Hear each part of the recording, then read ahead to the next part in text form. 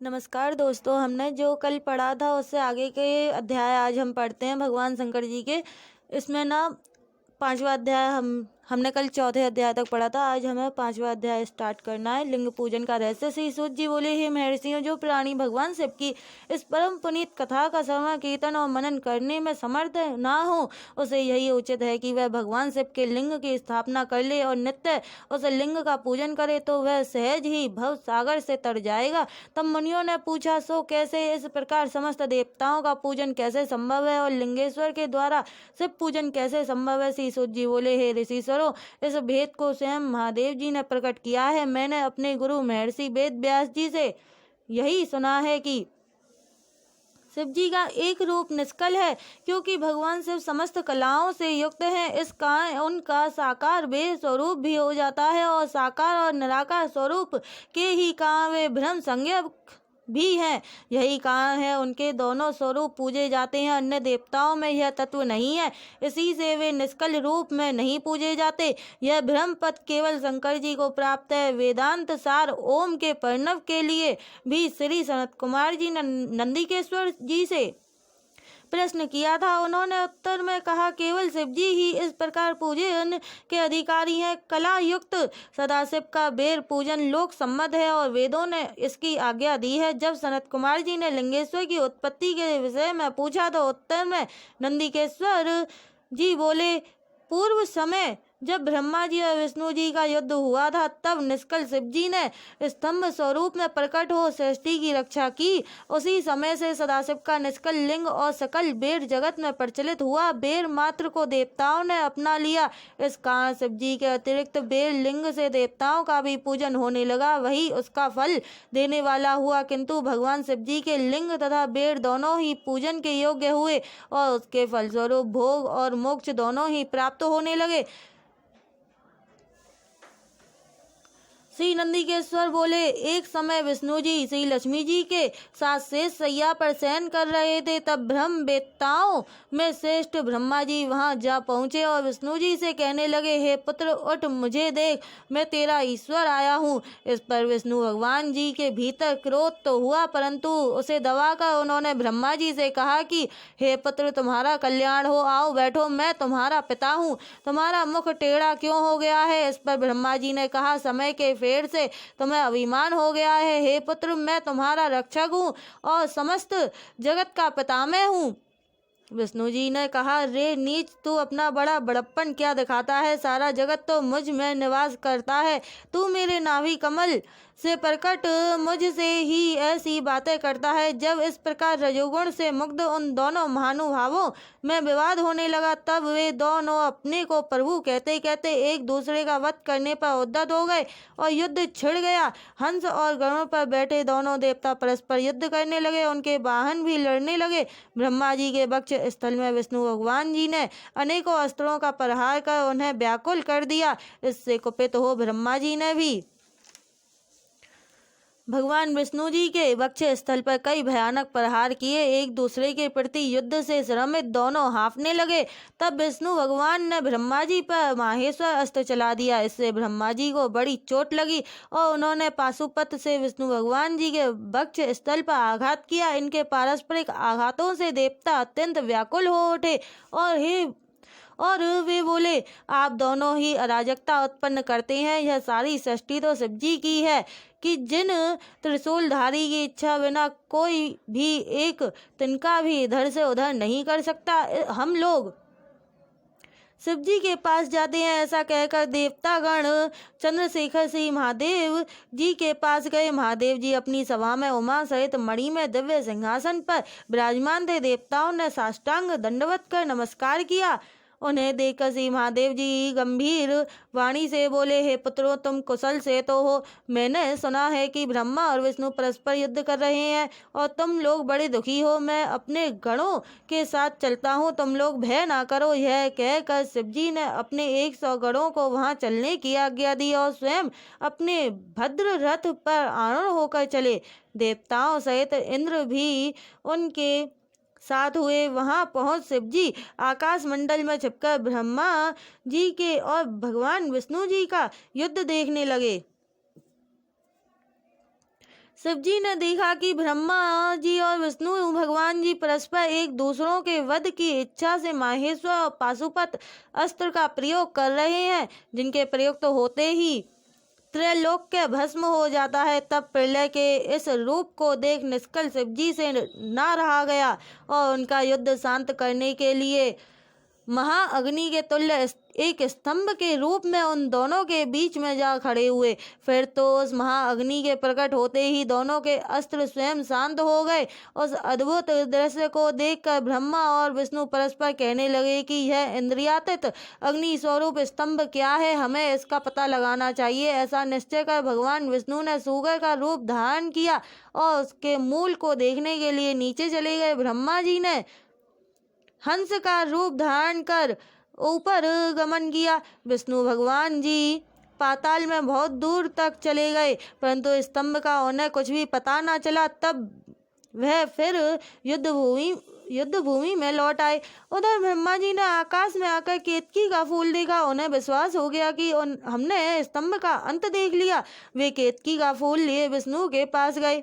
तब विष्णु भगवान ने उनका चरण पकड़ लिया। ब्रह्मा जी के छल को जानकर महादेव जी को वहां तत्क्षण प्रकट होना पड़ा और विष्णु ने उनका चरण पकड़ लिया। विष्णु भगवान महानता से महेश्वर प्रसन्न हो गए। उन्होंने कहा, हे विष्णु, तुम बड़े ही सत्यवादी हो, अतः मैं तुम्हें अपनी समानता प्रदान करता हूँ। श्री नंदिकेश्वर बोले, तब महादेव जी ने ब्रह्मा पर क्रोधित हो अपनी बाहों के मध्य से भैरव नामक एक शक्ति प्रकट की, जिसने नमस्कार कर उनकी आज्ञा मांगी। शिव जी ने आज्ञा दी, तुम अपनी लपलपाती तलवार से ब्रह्मा की पूजा करो। यह आज्ञा पाते ही श्री भैरव जी ने ब्रह्मा के सिर के केस जा पकड़े और ब्रह्मा जी का मिथ्यावासी 5वां सिर काट लिया। तत्पश्चात उनके सिरों को भी काट लेना चाहा। ब्रह्मा जी भैरव के चरणों में गिर गए। यह देख विष्णु भगवान ने रोते हुए बालक के समान शिव जी के चरणों का आश्रय लिया और यह प्रार्थना की कि प्रारंभ में आप ही ने कृपा कर इन्हें 5वां सिर प्रदान किया था, अतः उन्हें क्षमा कर प्रसन्न हो जाइए। शिव जी की आज्ञा से भैरव ने ब्रह्मा को छोड़ दिया। फिर वे एक सिर कटे ब्रह्मा से बोले, तुमने अपनी प्रतिष्ठा और ईश्वरत्व के लिए छल किया, अतः अब तुम सत्कार, स्थान और उत्सव से विहीन किए जाते हो। ब्रह्मा जी शिव जी को हे स्वामिन, हे भरत कहकर अपना 5वां सिर मांगने लगे। ईश्वर ने कहा, राजकता के भय से मैं विश्व स्थिति को बिगड़ने ना दूंगा। हे पुत्र, जो अपराधी हैं उन्हें तुम दंड दो, लोक मर्यादा का पालन करो। मैं तुम्हें वर देता हूँ कि आज से तुम गणों के आचार्य हुए, कोई भी यज्ञ तुम्हारे बिना पूर्ण ना होगा। ब्रह्मा जी से ऐसा कहकर ईश्वर उस केतकी के पुष्प से बोले, रे मिथ्यावासी केतक, दुष्ट तू भाग जा, तू मेरी पूजा के योग्य नहीं है। शिव गणों ने उसे दूर भगा दिया। केतक शिव जी की प्रार्थना करने लगा कि हे नाथ, मेरे पापों को दूर कीजिए, भला आपकी कृपा से क्या दुर्लभ है। शिव जी ने कहा, मेरा वचन मिथ्या नहीं होता, हम तो तुम्हें नहीं स्वीकार करेंगे, परंतु तुम मेरे भक्तों के योग्य हो और इस प्रकार तेरा भी जन्म सफल होगा और जहाँ मेरी मंडप रचना होगी उसका सिर मोर तुम ही होगे।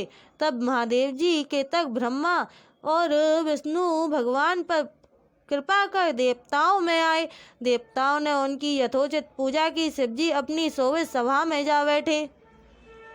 श्री नंदिकेश्वर बोले, हे महर्षि सनत कुमार, तब ब्रह्मा जी और विष्णु भगवान जी हाथ जोड़े हुए शिव जी के अगल बगल में जा बैठे और उनकी पूजा की।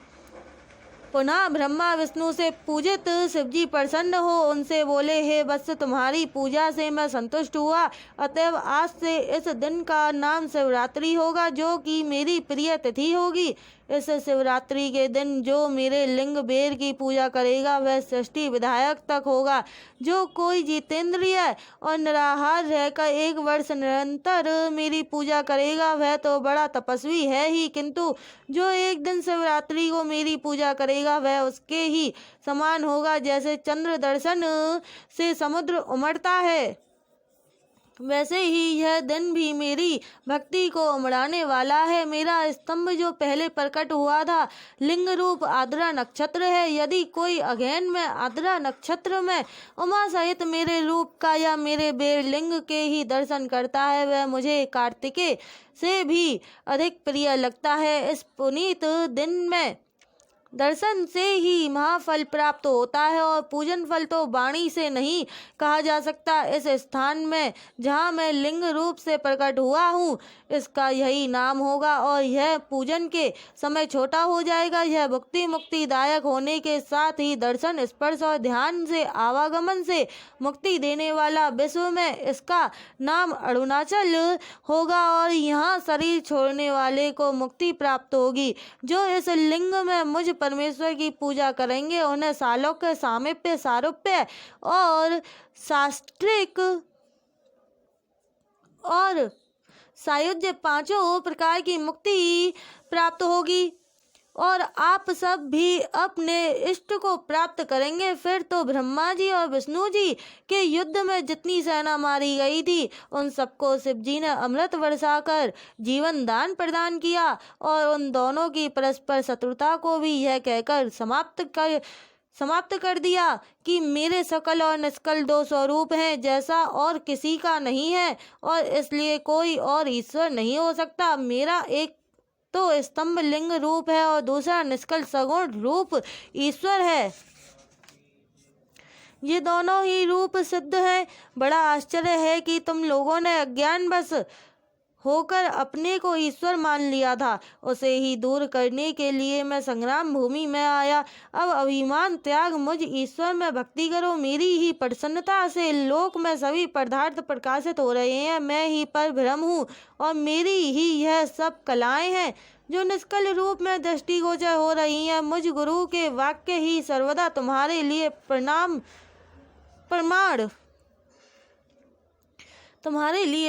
है। तुम्हारी प्रीति देखकर ही मैंने ऐसा कहा है। मैं सगुण निर्गुण दोनों हूँ। यह सब कुछ मेरा है और ब्रह्म ज्ञान देने के लिए ही मैं निष्कल रूप से प्रकट हुआ हूँ। मेरा यह निष्कलत्व स्तंभ ही ब्रह्म का बोध करावेगा, जिससे मेरा आत्मिक संबंध है। लिंग और लिंग के अभेद से यह नित्य ही पूजनीय है। जो मेरे इस लिंग रूप की स्थापना करेगा वहाँ मैं अप्रतिष्ठित रूप से रहता हूँ। मेरा लिंग रूप प्रधान और बेर रूप गौण है।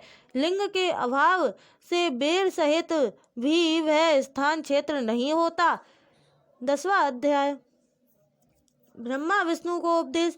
यह सुन ब्रह्मा जी और विष्णु भगवान जी ने कहा, हे प्रभु, स्वर्गादि पंचकृत्य का लक्षण हमको सुनाइए। श्री शिव जी बोले कि मेरे सारे कार्य ज्ञान ज्ञेय हैं, तथापि सुनो हे पुत्रों। पहला सृष्टि, दूसरा स्थिति, तीसरा संहार, चौथा तिरोभाव और पांचवा अनुग्रह। ये मेरे 5 कृत्य जगत में नित्य सिद्धि हैं। संसार के आरंभ का नाम सर्ग है, उसके रखने का नाम स्थिति, नष्ट का संहार, अदल बदल का तिरोभाव और संसार या सर्ग से मुक्त होने का नाम अनुग्रह। यही मेरा पंचकृत्य है। इन्हीं कर्मों के द्वारा मैं संसार का संचालन करता हूँ और इसमें जो सर्वदा मुझ में स्थित रहता है वही मुक्त है। इस पंचकृत्य को चलाने के लिए मेरे 5 मुख हैं। चारों दिशाओं में 4 और मुखों के मध्य में 5वां मुख है, जिसे विद्वान जानते हैं। हे बच्चों, तुम दोनों ने अपनी तपस्या से सृष्टि और स्थिति इन दोनों कृत्यों को प्राप्त किया है। ऐसे ही रुद्र और महेश ने भी संहार और तिरोभाव ये 2 कृत्य प्राप्त किए हैं, परंतु अनुग्रह नाम वाला 5वां कृत्य कोई भी ना पा सका और अति प्राचीन होने से तुम दोनों अपने उस कर्म को भूल गए, परंतु रुद्र और महेश नहीं भूले। तब तुम्हारे भूलने से सृष्टि की स्थिति के लिए रूप, वेश, कृत्य, वाहन तथा आयुधादि सबको मुझे अपने योग्य संग्रह करना पड़ा। अब यदि तुम चाहते हो तो मेरा ओमकार नाम का मंत्र अब से जपो, जिसके जाप से तुम में अभिमान न उत्पन्न होगा। श्री नंदिकेश्वर कहते हैं कि उमा सहित शिव जी ने उत्तर की ओर उमा सहित शिवजी ने उत्तर की ओर मुख करके ब्रह्मा और विष्णु को इसी मंत्र का उपदेश दिया। तब ब्रह्मा और विष्णु ने देवादिदेव महादेव जी से हाथ जोड़कर प्रणाम करके कहा कि हे सर्वेश, आपको नमस्कार है। हे संसार के रचयिता, हे 5 मुख वाले, आपको प्रणाम है। जब इस प्रकार स्तुति कर दोनों ने गुरुदेव शिवजी को नमस्कार किया, तब महादेव जी बोले कि हे पुत्रों, मैंने तुमसे सभी तत्वों का वर्णन कर यह मंत्र भी बतला दिया है कि जिसको जप कर मेरे स्वरूप को प्रत्यक्ष जान सकते हो। मेरा बतलाया हुआ यह मंत्र भाग्य विधायक और सब प्रकार के ज्ञान का देने वाला है। जो इसे मार्ग शीर्ष की आद्रा वाली चतुर्दशी में जपता है और यदि आद्रा सूर्य गति की होती है तो इस एक ही मंत्र का जाप करोड़ गुना हो जाता है। इसमें प्रातः संध्या समय मेरा दर्शन भी उक्त फल देता है। मेरे लिंग, स्तंभ और बेर मूर्ति, इन्हीं दोनों का पूजन करना उत्तम है। ओमकार मंत्र से लिंग का और पंचाक्षर शिवाय नमः मंत्र से बेर का मूर्ति का पूजन करना योग्य है। ऐसा करने से मेरा पद सुलभ हो जाता है। ब्रह्मा और विष्णु को ऐसा उपदेश देकर शिवजी वहीं अंतर्ध्यान हो गए।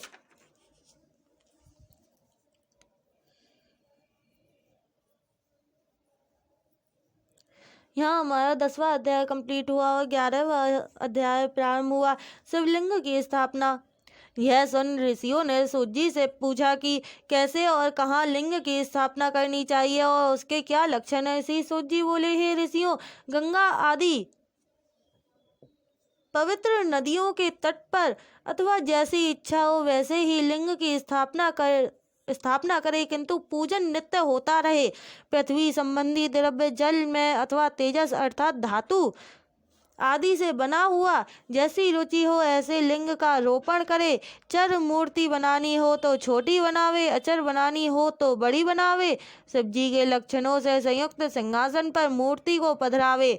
मिट्टी, पत्थर और लोहा आदि के सांचे से इन्हीं धातुओं को 12 अंगुल का लिंग उत्तम होता है। यदि इससे न्यून होगा तो न्यून फल देगा। अधिक अंगुल का कुछ दोष भी नहीं है। लिंग या बेर मूर्ति दोनों ही की पूजा शिव पद को देने वाली है। लिंग के स्थावर जंगम यह भी 2 रूप हैं। स्थावर लिंग तरु, गुल्म, लता आदि हैं और जंगम लिंग कृमि, कीट आदि हैं। विद्वान जन स्थावर जंगम में इन्हीं को संभाल कर इनमें सुख पूर्वक अनुराग रखते हैं एवं इस प्रकार की शिव पूजा करते हैं तथा कोई भक्त श्री शिव जी की गोद में श्री उमा पार्वती जी को बैठाकर उन भगवान को पूजा करते हैं और इस प्रकार के महालिंग की स्थापना कर उनको अनेक प्रकार से पूजते हैं। गुरु से जानकर स्नान, वस्त्र, गंध, धूप, दीप, तांबुल, निवेदन, नैवेद्य, अर्घ्य, तर्पण और नमस्कार आदि करे। पिसी हुई मिट्टी में गोबर मिलाकर अथवा कनेर के फूल, अनेक प्रकार के फल, गुड़, मक्खन, भस्म, अन्न या जैसी इच्छा हो उससे लिंग बनाकर उसकी पूजा करे। कोई अंगूठे में ही शिवजी की पूजा कर लेते हैं। इसी प्रकार स्थापना का भी कोई भेद नहीं है, जहाँ चाहे लिंग पूजन करे, इसका कुछ निषेध नहीं है। शिवजी सर्वत्र फलदायक हैं। जो श्रद्धा पूर्वक शिव भक्त को लिंग दान या लिंग मूल्य देता है उसे महान फल की प्राप्ति होती है। जो नित्य 10,000 प्रणव का जाप करता है अथवा प्रातः संध्या दोनों समय जो 1,000 जप करे तो उसे शिव पद की प्राप्ति होती है। ब्राह्मणों को पंचाक्षर शिवाय नमः के जप में प्रणव लगाना चाहिए तथा फल प्राप्ति के लिए गुरुदेव से दीक्षा पूर्वक मंत्र ले लेना योग्य है। गुरु ज्ञानी होना चाहिए और उसमें भी ब्राह्मण होना योग्य है। ब्राह्मण को नमः शब्द पहले बोलना या लगाना चाहिए और वर्ण मंत्र में नमः शब्द करें। स्त्रियां यथाविधि अंत में नमः शब्द लगावें। ब्राह्मण की स्त्री नमः पहले लगावे। जो इस प्रकार 5 करोड़ मंत्र जपे वह सदा शिव के समान हो जावे। 1 2 3 4 करोड़ जपे तो ब्रह्मादिकों का पद पावे। यदि इस प्रकार जप और पूजन का क्रम चलावे तो नित्य 1-2 ब्राह्मण को भोजन करावे। यदि कोई ब्राह्मण नित्य प्रातः 1008 गायत्री का जप करे या नित्य वेद मंत्र सूक्त को जपे तो वह सिद्ध पद को पावे। इसके अतिरिक्त तो और भी बड़े बड़े मंत्र हैं कि जिनके जपने और वेद का पारायण करने से सिद्ध पद की प्राप्ति होती है। मंत्रों में जो मंत्र अपने को प्रिय लगे उसे ही जपे। यदि कोई ओम इस मंत्र को 1000 बार जपे तो उसके सब मनोरथ पूर्ण हो। विद्वान को चाहिए कि वह आमरण शिव क्षेत्र में निवास करे। जहाँ कहीं मनुष्यों द्वारा लिंग पधराया होता है वहाँ 100 हाथ तक पुण्य क्षेत्र होता है। वहाँ जो भी मनुष्य कर्म किया जाता है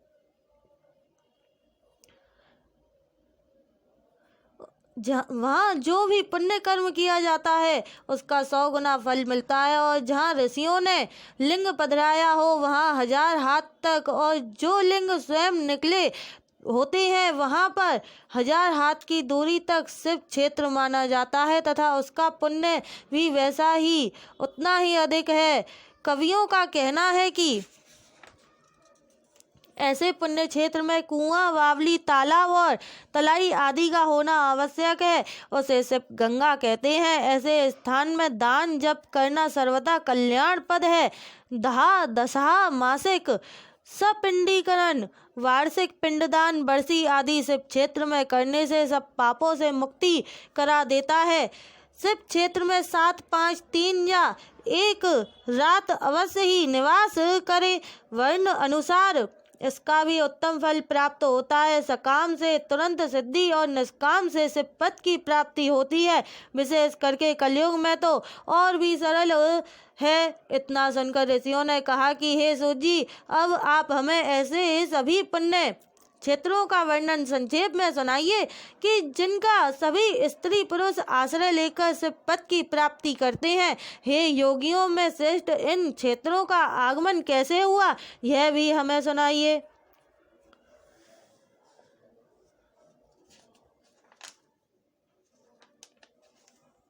यहाँ हमारा 11वां अध्याय कंप्लीट हो गया और अब हम 12वां अध्याय पढ़ेंगे, शिव क्षेत्र का वर्णन।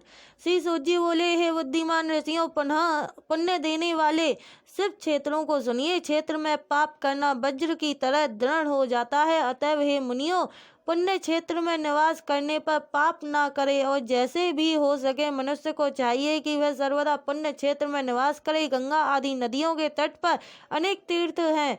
60 मुख वाली सरस्वती नदी बड़ी ही पुनीत है। इसके तट पर निवास करने वाला ब्रह्म पद को प्राप्त होता है। हिमालय से निकली सतमुखी गंगा नदी पतित पावन है। उसके तट पर वास करे। अथवा काशी आदि अनेक पुण्य क्षेत्र हैं जिनमें जाकर बसे। सोनभद्र के तट पर बसे, उसमें स्नान करने और महाव्रत करने से गणेश पद प्राप्त होता है। महानदी नर्मदा के तट पर बसे, जो 24 मुखों वाली और वैष्णव पद प्रदान करने वाली है। 12 मुखों वाली तमसा नदी, 10 मुख वाली रेवा नदी, 12 मुखों वाली यानी कि 12 मुखों वाली तमसा नदी, 10 मुख वाली रेवा नदी और महापुण्यदायक गोदावरी नदी के तट पर बसे कि जहाँ बसने से ब्रह्म हत्या तथा गौ हत्या का भी पाप नाश हो जाता है। यह 21 मुख वाली गोदावरी पुण्य लोक को देने वाली है। इनके अतिरिक्त 18 मुख वाली कृष्णा वेणी नदी विष्णु लोकदायिकी, 10 मुखी तुंगभद्रा ब्रह्म लोकदायिकी और स्वर्णमुखी नदी जो 9 मुखों वाली है और जो ब्रह्म लोक से च्युत हुए प्राणियों को अपने तट पर जन्म देती है, तथा सरस्वती, पंपा, कन्या, श्वेत नदी और महापुण्य कावेरी जिसके 27 मुख हैं। ये सभी पुण्यदा शुभप्रद और स्वर्गदायिनी है।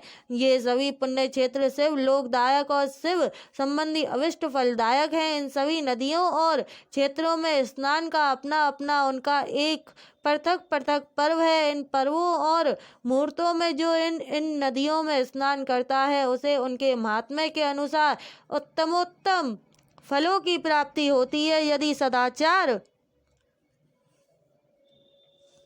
यदि सदाचार, सद्कामना और सद्भावना से बुद्धिमान पुरुष इन नदियों के तट पर निवास करता है तो उसे अनेकों प्रकार की रिद्धि सिद्धि प्राप्त होती है। किंतु ऐसे ही पुण्य क्षेत्रों में थोड़ा भी किया हुआ पाप मनुष्य के बड़े बड़े पुण्य का नाश कर देता है, और जब उतने ही समय तक उसके लिए प्रायश्चित करे तब वह क्षय होता है, क्योंकि पुण्य ही ऐश्वर्य को देने वाला है। कायिक वाचिक पाप तो शीघ्र नष्ट भी हो जाते हैं, परंतु मानसिक पाप वज्र लेप के समान होता है, जो कल्प कल्पांतक नहीं छूटता, और वह केवल ध्यान से ही छूटता है। जब ध्यान और तप से जब शरीर को सुखावे तब कहीं उनसे छुटकारा प्राप्त होवे। यहाँ हमारा 12वां अध्याय कंप्लीट हो गया। अब हम 13वां अध्याय पढ़ेंगे, सदाचार का विवेचन। ऋषि बोले, हे परागसूत जी, अब आप हमें यह बतलाइए कि धर्म क्या है और धर्म क्या है कि जिनसे स्वर्ग और नरकदायक लोकों में जाना पड़ता है, तथा वह सदाचार क्या है कि जिससे इन पर विजय प्राप्त की जावे। सूत जी बोले, हे ऋषियों, ब्राह्मण, क्षत्रिय, वैश्य और शूद्र इन चारों वर्णों को उचित है कि जब सब सूर्योदय से पूर्व उठकर अपने इष्ट देव का ध्यान करें। पूर्व दिशा की ओर मुख करके बैठने से उत्तम फल की प्राप्ति होती है। रात्रि का अंतिम पहर उषा कहलाता है। उसमें उठकर ब्राह्मण घर से दूर बाहर जाकर शौच आदि कर्मों से निवृत्त होकर दतोन करे और जल के देवताओं को नमस्कार कर स्नान करे। कंठ तक या कमर तक जल में खड़े होकर स्नान करना उत्तम है, परंतु ऐसा ना हो सके तो घुटने तक जल में मंत्र से स्नान करे और उस तीर्थ के जल से वहाँ के तथा अपने इष्ट देवता आदि को तृप्त करे। फिर धोती पहनकर 5 प्रकार के कपड़े पहने, फिर गीले वस्त्र को बिना साबुन के धोवे और अपने पितरों को तृप्त करे। पश्चात आचमन कर संध्या उपासन करे, गायत्री के मंत्र जपे और सूर्य को अर्घ्य देवे। प्रातः काल सूर्य अनुवाक से और संध्या में अग्नि अनुवाक से प्रोक्षण करे। संध्या समय पश्चिम की ओर मुख करके तथा प्रातः एवं मध्याह्न समय में अंगुलियों से तीर्थ देवता को जल देवे। फिर उंगलियों के छिद्र से सूर्य भगवान को अस्त होता देखे और प्रदक्षिणा कर शुद्ध आचमन करे। संध्या हो जाने पर ही संध्या करनी योग्य है। नित्य प्रति जितना जाप करना हो उससे 100 गायत्री अधिक जपे। गायत्री जपने का यह प्रमाण है कि 10 दिन में 1 लाख गायत्री का जाप पूरा करे। इस प्रकार देवताओं को तृप्त करने से अर्थ की सिद्धि होती है। ब्राह्मणों को उचित है कि वह नित्य 1000 गायत्री का मंत्र जपे। सोहम भावना से जप करता हुआ जीव को परब्रह्म परमेश्वर से जोड़ देवे। इस प्रकार 1000 बार का जप ब्रह्म पद और 100 का जप इंद्र पद देने वाला है, तथा इससे कमती बढ़ती जप अपनी रक्षा के लिए ब्राह्मण योनि प्राप्त होने के लिए है।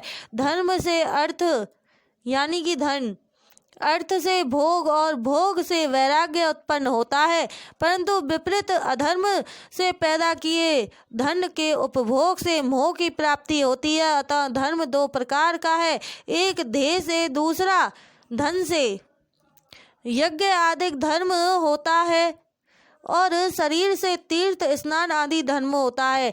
धन से धर्म और तप से दिव्य रूप की प्राप्ति होती है, किंतु निष्काम कर्म से शुद्धि और उसके पश्चात ज्ञान होता है। सतयुग के प्रारंभ में तप की ही प्रशंसा थी, किंतु कलयुग में धन की प्रधानता है। सतयुग में ध्यान से ज्ञान की प्राप्ति होती थी, त्रेता में तप से, द्वापर में भजन से, किंतु कलयुग में प्रतिमा पूजन से ज्ञान की ज्ञान की उपलब्धि होती है। जो जैसा पाप पुण्य करता है उसे वैसा फल मिलता है। हिंसा ही अधर्म का रूप है तथा सुख ही धर्म का रूप है। अधर्म से दुख और धर्म से सुख मिलता है। यदि कोई उत्तम ब्राह्मण को 100 वर्ष तक वृत्ति जीविका का खर्च देता है तो उसे ब्रह्मलोक प्राप्त होता है तथा 1000 चांद्रायन करने से भी ब्रह्मलोक की प्राप्ति होती है। क्योंकि जब तक जिसका जो अन्न खाता है तब तक वह जो कुछ आत्म विचार कीर्तन श्रवण आदि करता है उसका आधा फल दाता को पहुँचता है। इसी प्रकार लेने वाले को चाहिए कि वह जो चीज ले उसका अंश या सभी यथा अवसर दूसरों को दान करता रहे। वह तप करे या अन्य उचित साधनों से पाप संशोधन कर दे, अन्यथा वह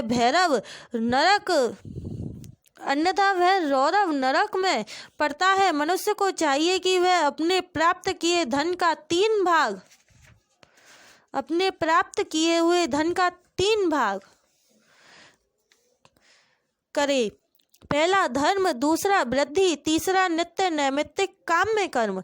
धर्म में चित्त को बढ़ावे, बचत का कोष नियत करे, किसी को पीड़ा ना हो और अपना थोड़े में निर्वाह करे। यदि कृषि से उत्पन्न किया धन हो तो पाप शुद्धि के लिए उसका 10वां भाग दान कर दे। शेष से धर्म पूर्वक अपना संसार चलावे, अन्यथा रौरव नरक में पड़ेगा या बुद्धि ही भ्रष्ट हो जाएगी या अन्न ही ना पैदा होगा। ऐसे ही व्यापार से पैदा किए हुए धन का 6वां भाग दान कर देना चाहिए, क्योंकि अपने भोग की वृद्धि के लिए स्वयं बुलाकर दान देना अच्छा होता है। याचना करने वाले को यथाशक्ति सदैव दान दे और कभी नाही ना करे, क्योंकि मांगने पर ना देने से जन्मांतर के लिए ऋणी रह जाता है। बुद्धिमान को उचित है कि वह दूसरों का दोष दूसरों से ना कहे, सुना और देखा दोष भी ना कहे। किसी को क्रोध उत्पन्न हो ऐसी बात भी ना कहे। प्रातः सायं दोनों समय संध्या और अग्निहोत्र करे। दोनों समय ना हो सके तो एक समय तो अवश्य करे। कभी ना बुझने वाली अजस्त्र अग्नि स्थापित करे अथवा केवल जप मात्र और सूर्य देव की वंदना करे। यहाँ हमारा 13वां अध्याय कंप्लीट हो चुका है और इससे आगे मैं आप सबको कल पढ़ के सुनाऊंगी। नमस्कार मेरे श्रोताओं, और अगर आप लोगों को मेरी वीडियोस अच्छी लगती हैं तो मेरे चैनल को सब्सक्राइब कर दो और मेरी वीडियोस को ना लाइक शेयर कमेंट जरूर किया करो। ठीक है, नमस्कार। सुखी रहिए, खुश रहिए, कुशल रहिए। नमस्कार दोस्तों, हमने जो कल पढ़ा था उससे आगे के अध्याय